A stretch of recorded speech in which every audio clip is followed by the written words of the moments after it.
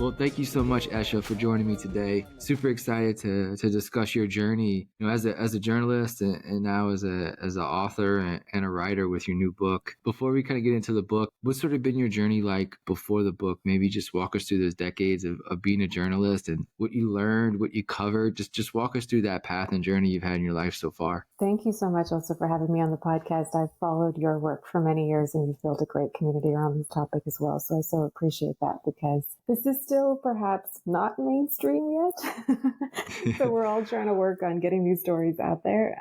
So I have been a journalist for, nearing on 15 years now, and basically started my journey right after grad school, or actually under undergrad. I went to Georgetown for undergrad, and one of my mentors there said, have you heard of something called the Rotary Fellowship? And I was like, what is Rotary? What do they do? I had no idea. And then I learned about this incredible world of just people who come together every week and support their communities and do humanitarian work. And so I was introduced to the Rotary community. They gave me a fellowship to do my master's in London at the London School of Economics. But at the same time, they were also working with UNICEF and WHO and the Gates Foundation at the time on this program called the Polio Eradication Initiative. Which you may have seen in the news. I mean, this was a disease that I didn't know anything about. It's not really something for our generation. Right. I'm as my friends and I call it, we're geriatric millennials. And so we're not really part of that generation that had to deal with polio. But I had the opportunity to go travel and see firsthand what these health workers were doing on the ground. I spent a lot of time in India, which is where I was originally born. And I just went door to door with health workers, seeing how they were inoculating children. And it was so eye-opening. And I think for me, as someone who was already interested in journalism, but had thought about maybe focusing on political journalism, having been in Washington, D.C. for Georgetown, it shifted my lens. I was like, these are stories that need to be told and aren't being told. They're so much more important than I feel like, the political circus that goes on every day in D.C. So I started freelancing stories and I would pitch them to The Atlantic, to The Guardian, and they gratefully picked them up and they allowed me to do that reporting. And that really gave me some confidence that hey, we can write about things that are more solutions driven and in that media space. And simultaneously, I was kindly introduced to David Bornstein, who was building out the Solutions Journalism Network in those days, and then ultimately went on to build this column at the New York Times called The Fixes with his colleague Tina Rosenberg. And the two of them were just kind of really kind mentors and helped me on my journalistic journey. And so I would just freelance stories that were around social entrepreneurship. And the language then was more like microfinance, international development, social entrepreneurship. And I saw this space evolve over the last 10 years. But what I noticed was that all of this was connected. I mean, I started by doing reporting on global health, but a lot of the environmental challenges that we face today are so intrinsically connected to the environments that we live in, right? And if you are always just focused on getting your bread and butter for the day, can you even think about some of the environmental challenges? Totally. So that was my background in journalism. And I think being an immigrant to the U.S. also, it just gives you a great sense of empathy. You just understand people's struggles more. And so I decided to devote my career to, telling the stories of people that I felt like were trying to create change in the world in some way positively. Would you want to touch on any of the stories that really stuck with you throughout the years? Yeah, absolutely.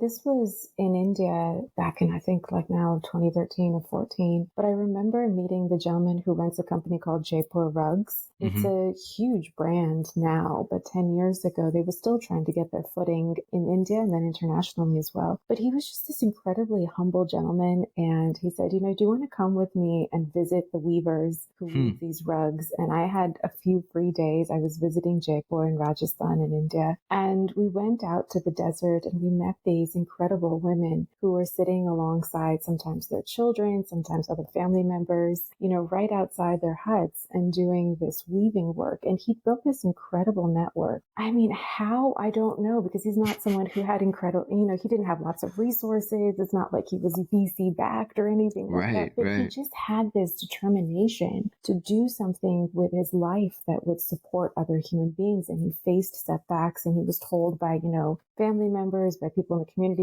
what you're doing is not worthwhile. Why are you spending time with these people that are perhaps considered lesser than you? But meeting individuals like him was really, I think, something that made me think about like every one of us has an opportunity in our careers to do something, whether you're selling rugs or whether you're writing stories or, Right. you're a doctor. So that was one company that really kind of touched me early on. Another one was a doctor in St. Stephen's Hospital in Delhi, which is one of the older hospitals in the city. And it's, servicing a lot of members of the community who can't really afford healthcare. Sure. And Dr. Matthew is just like a force of nature. This man looks like Gandhi, basically reincarnated. And he's just like this short little petite man. He's got so much energy. And he built the first polio ward in India. And now I think the only polio ward in India that's been there for a long time. And again, like defying odds, the hospital wasn't entirely on board with this concept. And he said, you know what? No, I mean, there's so many children that are facing these kind of physical challenges now that they've had the disease. How do we help them? And he has,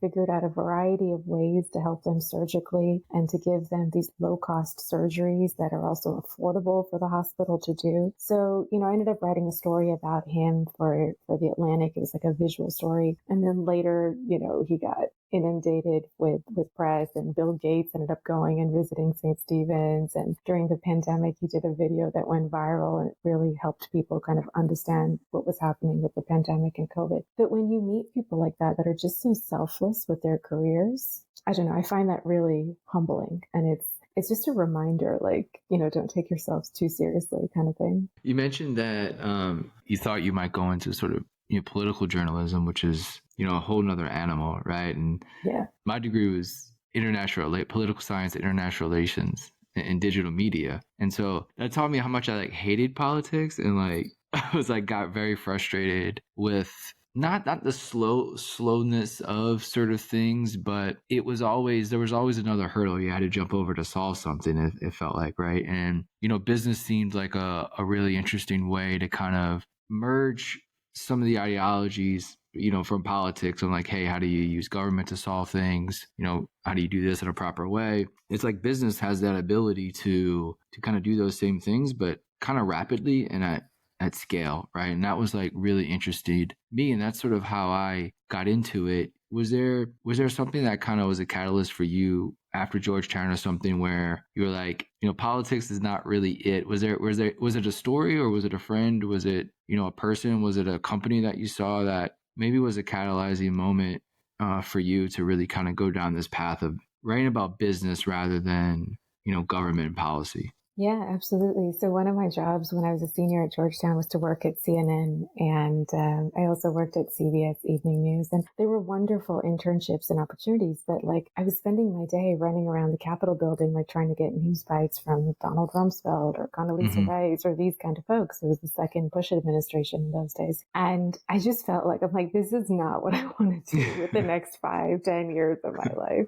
But I agree with you. I completely felt frustrated. I was like, wow, this is really slow change. Also, the media business is also a hard business to kind of climb up the ranks. You have to hang around for a long time, especially in those days. I mean, now I think with the internet just having exploded, you can do reporting from everywhere, but this was really early internet.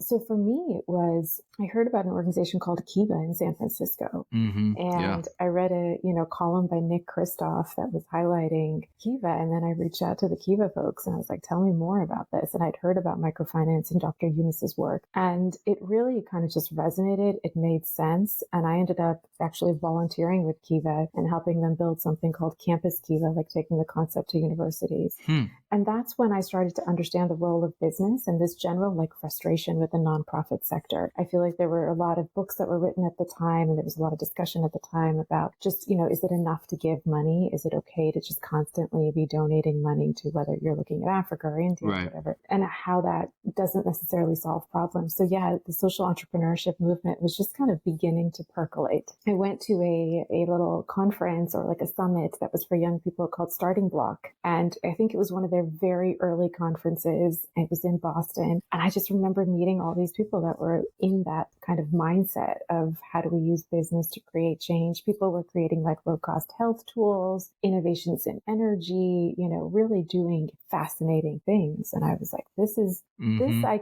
can resonate with. And I agree with you, because I think every sector has a role to play, policy, civic, business. But business does seem like in a way where you can kind of take ownership and run with it. and you don't have to get as many people on board or do that kind of political dance. So yeah, that's what fascinated me. It's also something that, I mean, I think about today all the time is like, somebody asked me recently, can business do it alone? I don't think so. I don't think business can do it alone, because if you're working in a society that's like fundamentally broken or, has a lot of violence and political upheaval, it's very hard for a business to operate. Right. But in societies where things are relatively stable, I think business has a huge role to play. I want to kind of segue into the book a little bit, because the book is about something that I love to do, right? It's sort of looking at brands that are taking this approach, but doing it really right, and I think there's a lot of social impact, social entrepreneurship. There's these big terms that could mean really broad things to a lot of different people. And, there's obviously now as the industry is sort of growing, there's a lot more focus on sustainability. We see, a lot of brands slapping labels on certain things, right? Saying certain things, and greenwashing is obviously a big term. And that's, again, all these things are kind of, they're all just relative. It could be based on your thought process. Somebody could really think they're doing something great, but they're actually, might not be doing something as good as they can be. How did you choose to write the book? I guess what was the light bulb moment for that? It's something that I've always wanted to do, and I know we've chatted about it before, but talk us through that process of sitting down, saying you wanted to do it. But it's another thing to actually sit down and actually do it, because it takes a lot of time, a lot of energy. I guess, what was the catalyst for it? And tell us what the book is about. Yeah, absolutely. I mean, writing a book is definitely a long-term project, so set aside some time. But, I'd been doing all this reporting, and I'd had the opportunity to travel to some really fascinating and interesting places along the way. And I just felt like there wasn't a book that captured these stories through a journalistic lens. Mm-hmm. There'd been a lot of books that had come out that were written by founders or by people in academia or think tanks. Yep. And I was like, no, we just need something that's like literally showing that this movement is growing globally, kind of going through and showcasing real stories of companies that are really trying to tackle these problems and make it super easy for folks to read and access. So like, you can pick up the book and you can read one chapter, you can read one case study. You don't need to sit down and read the whole thing. Yes, there is obviously a thesis around this concept of like regenerative business, but it's really also meant to be like just trying to get folks who are perhaps slightly interested in the topic to be a little bit more interested in the topic, because I feel like we all sort of live in our little echo chambers and in our bubbles. Like, we live and breathe sustainability, but I don't think the average consumer has thought about it as deeply. It came together around 2018. I said, now is the time. I think there's enough stories. There was interest from the publisher to do it. And I felt like we just had to create a structure that was, again, about things that we touch every day in our lives. So that's why you see food, fashion, travel, health. These are things that everybody's interacting with in some capacity or another. And also, I was already beginning to see like that the greenwashing was getting out of control. And so I felt like we needed to have a conversation about like, what are the companies that are really doing this work and how do they look at this space? Yeah. So every entrepreneur I was talking to was like, don't use the word sustainability. Like, I hate that word. I really don't want to use that word. And they were, migrating to instead transparency or traceability and these kind of terms instead. Everybody kind of had their own take on it. Yep. But the general consensus was like, what are we sustaining? I mean, this is clearly a broken system. And so when you start thinking about the lexicon and the words in that way, it made me just kind of really pause and reflect. And so regenerative was a word that was kind of coming about in 2018, but it was far more around just agriculture. So the publishers and I kind of had a brainstorm, and we thought about,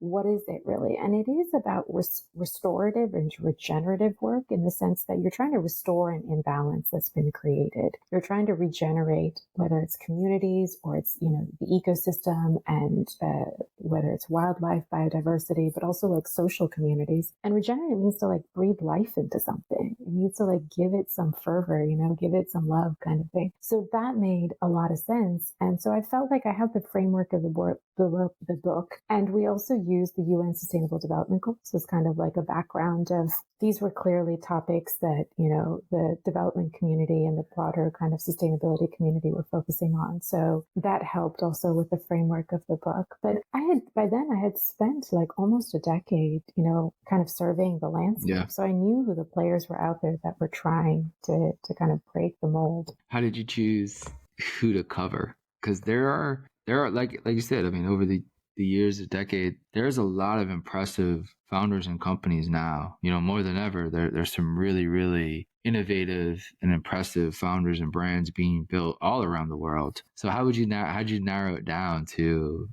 sort of 4 or 5, 6? Yeah, I mean, it was just a matter of like, we had limited pages, right? Publishers have budgets and they're like, we can't go beyond X amount.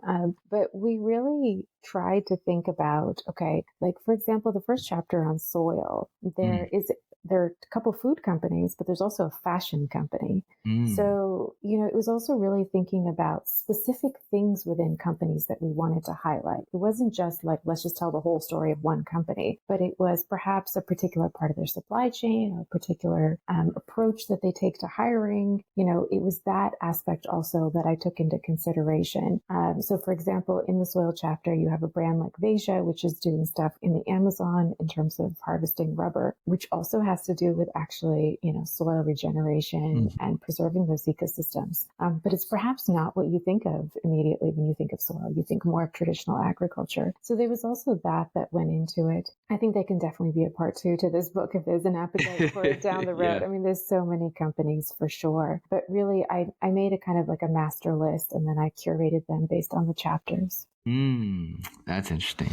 You mentioned your sort of immigrant story. I don't know if you want to touch on that a little bit, but just a little bit of how you went through that journey, how you saw the world previously. I don't know. I'm not sure how young you were, but I guess walk us through that path of, relationship with the sort of Western world and then sort of getting introduced to it and then being embedded in it and then, living in it and how, we can do better and export, better ideas, right? And better businesses. Cause we have a tendency here to like not listen and learn from others, but there's so much that we can learn. And then the good thing about, what America could do is like, man, once we take an idea, like we have a great way of like scaling it and just exploding it in positive ways, negative ways as well, for sure. But there's stuff that we can learn around the world, like just from the amazing people, like you said, you met in India. Like, how do you catalyze people that don't have, even in America, there's so much of a society that doesn't have VC-backed dollars, that don't have the opportunity to do this. But people around the world figure it out and they build something great. I guess just talk about, your immigrant story if you'd like. Yeah, absolutely. So I came to the States when I was a child. I mean, I was 6 years old. It was my parents' decision to leave India and to move to the U.S. for, quote unquote, a better life. And it was sort of a wild, were they teachers or? No, my dad's been in business his entire life. He's run different companies. And, these were like, we were middle-class folks in Delhi and we just packed up our bags and within a month we're moving to another country. Do you remember anything from that? Like anything from, 6, you start to remember. Yeah. It's probably a long flight. You probably remember the flight. Yeah. I remember we flew and we had a few stops along the way. We visited people that we knew in Berlin and in London, and then we ended up in DC actually because my dad had a contact there, and we spent a month on the West Coast for just trying to figure out our bearings, like what the hell are we going to do here kind of thing. I don't know if my dad had fully thought it through, but I really commend them for that courage that they had. And then we moved to Southern California, to Los Angeles, and my dad really built a business out of nothing. And for that, I mean, I have a lot of respect for him. And so to see that as a child and to see the struggle, and it was financially very hard in the early years, that really gives you an understanding, I think, of people from different walks of life. I mean, you're living in communities where you see people of all colors, all different socioeconomic strata. Like I was living in the San Fernando Valley in California, which is just this, mega kind of valley. It's just nothing but buildings after buildings after buildings. And you have so many different cultures here. And I mean, growing up, this was the 90s, right? And so this was pre-digital. We're like the last generation that had that. And so I always say we were the last generation before the internet and the first generation of the internet. We lived in a very odd world we saw pre-internet and the first forming of the internet. Like we were those last 10 years before the internet, and then the first 10 years, it was like, it was wild how it changed like so drastically. Totally. And I think that that's a big part of, perhaps the challenges also today. But in the 90s, like I just remember you couldn't pick up the phone and call overseas. It was expensive, right?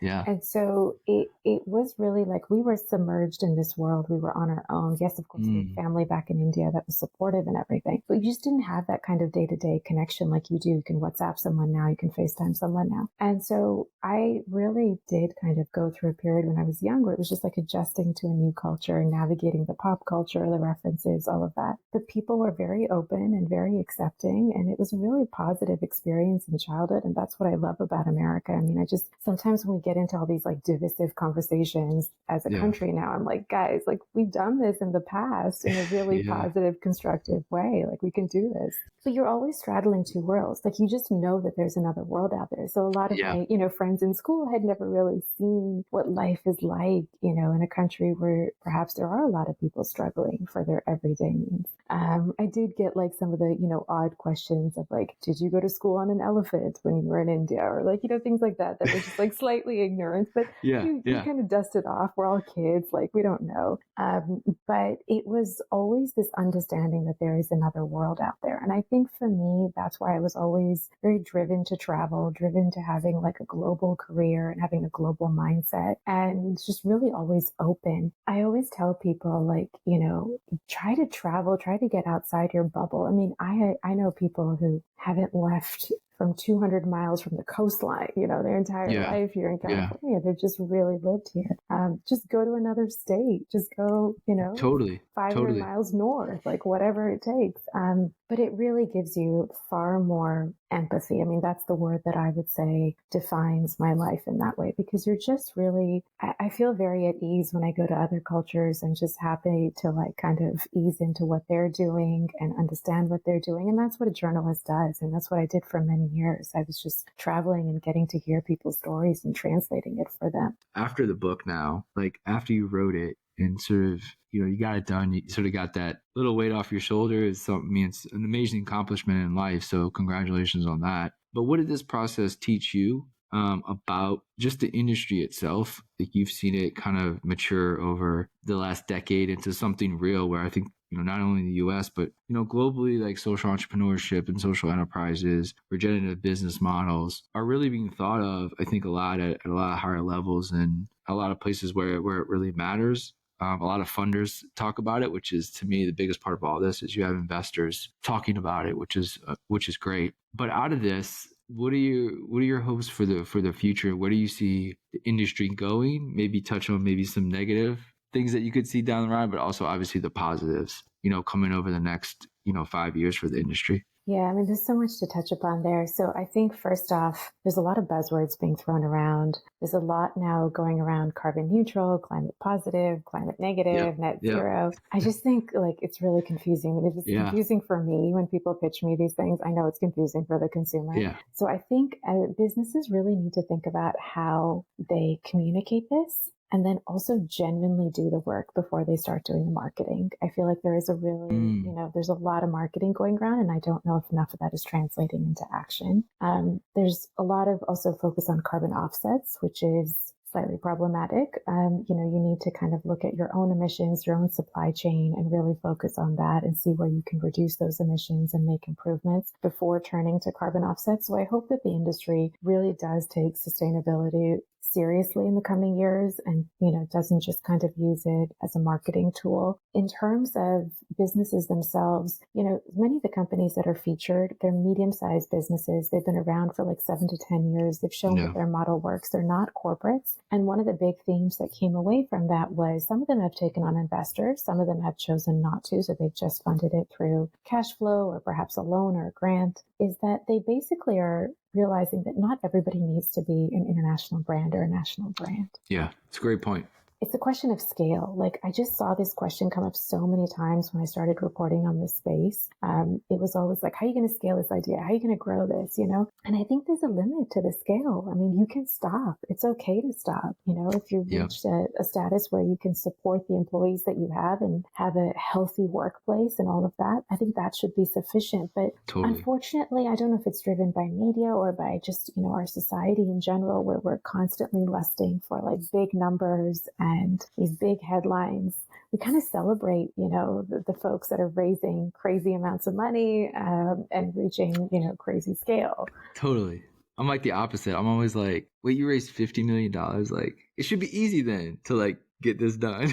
I like the people who just do it with like 10 grand and then build something awesome. Like you said, I mean, if you get to like, 5-10 million in revenue, you have employees with benefits, full-time jobs, they love what they do. Your brand works for the community, for the world, for the environment. Like, we need millions of those companies, not, 5 or 6 brands that control an entire or monopolize an entire industry and sector. We know what the problems are with that. And so to me, it's the idea that needs to scale, not necessarily the individual businesses, because like you said, I mean, to me, it's like finding your scale. Scale does not mean the same thing to one business as it means to another. If you're a consumer app, obviously scale means different than a local regenerative farm or just a small business in a community or a smaller city that is providing some type of support. That's why I love what you've written about, what you've done is like focusing on the small businesses that are doing this day-to-day hard work like that.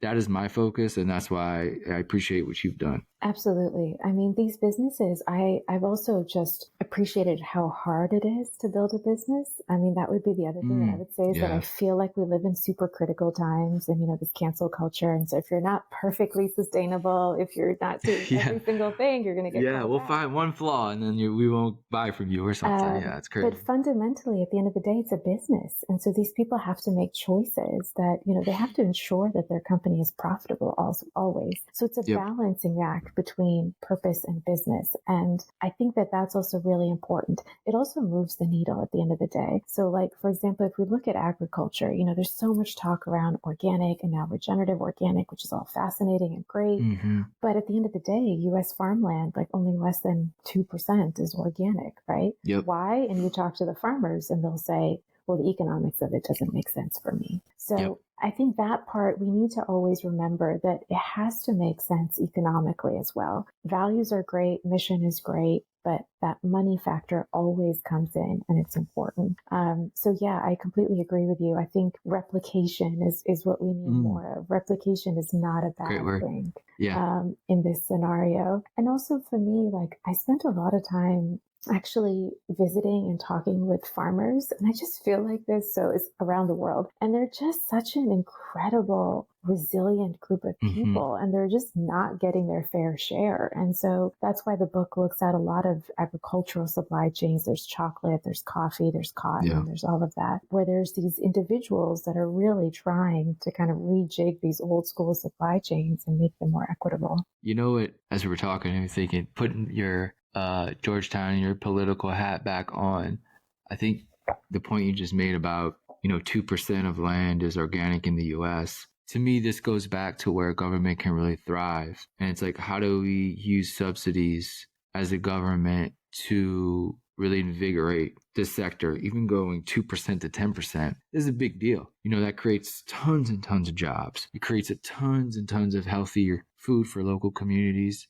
It creates also the motivation for, like you said, farmers to make it economically viable to make this switch. I think that is such a huge part of all this. And maybe your next book is like going talk to like political people of like, hey, how could we subsidize things more effectively that actually regenerate the land rather than just subsidies that extract from the land? That's great. Listen, for the last 100 years, that's been the right thing to do because it has taken us to this point. But we can't keep going that same way. And so I think that could be an interesting way where we have policy and business merge in an interesting way that could take us to through the next 50 years, right? And set us up for centuries to come. Yeah, absolutely. And part of that food story is also the SNAP program. I mean, I know the food bill is up now again for reconsideration, and we're trying to make the SNAP program also more accessible to folks. So I was just talking to the folks at Feeding America this week, and they're doing incredible work on, just getting food to communities that need it in America. But like, there was no option for folks that don't have access to fresh and healthy produce to get it online, even though we live in a digital world, because the SNAP program was not designed to be digital. So there's all these kind of policy things that are really preventing, I feel like, progress and improvement. And in terms of subsidizing farmers, well, I learned in the process of researching this book that like less than 1% of the corn that we grow, which is one of the biggest crops we grow in America, is actually used for food consumption. I mean, the rest of it is all used for other, industry purposes. But they subsidize the monocrop too. That land should not be just corn is the issue. Yeah. Sorry, I'm going to go on my soapbox on that one. I mean, it's wild, the corn and soy thing is just, it's wild. And so I live in California where we grow a lot of produce, which is great, but there's huge swaths of America where we're not growing food. And yet we have so much land. And when I was doing the reporting on the soil chapter, I read the work of David Montgomery and then talked to him, who's this incredible writer and scientist from Washington State. And he talks about when soil basically starts to disappear in terms of the topsoil, civilizations start to crumble. So he talks about in his research of Rome falling because they had issues with their soil and their agriculture. So these are really unsexy topics that are not going to make headlines, but we need to deal with them. Well, soil is like gold. That's how you have to frame it, right? Because if you have rich soil, you have a rich country. If you have healthy soil, you have a healthy country, because it comes, healthy people, but a healthy economy as well. It really is all in the soil. I know it's simple, and it's also very complex. When you talk to people like him, but it's so true, right? We don't think too much about it, but the shit is sexy to me, and I think other people are starting to, I think, appreciate it more and are kind of earning for knowledge in certain spaces, right? I think people want to learn how stuff's made, where it's made, all these different things that we like. I think more and more people are starting to discover that it is kind of interesting and it is good to know this stuff. And I hope even the companies also, I hope, folks at companies read this book also, because sometimes, if you look at denim with cotton, if they just spent 20 cents extra, 50 cents extra per unit, you could be using better quality materials, paying the people more. It's not a huge difference for companies. Yeah. But there has to be that will from the top to make these changes happen, I think. Thank you so much for taking the time. This has been a great conversation. I knew it would be. Congrats on the book. I'll put the link in the show notes below so everybody can get it. But it's called Working to Restore, Harnessing the Power of Regenerative Business to Heal the World. Regenerative business is going to be huge. And so I think it was a great title, great subtitle at least. Best of luck to you in the future. Best of luck to the book. And anytime you want to come back on and talk about any topics or anything like that, let's do it. Sounds good. I think we're on the same wavelength here.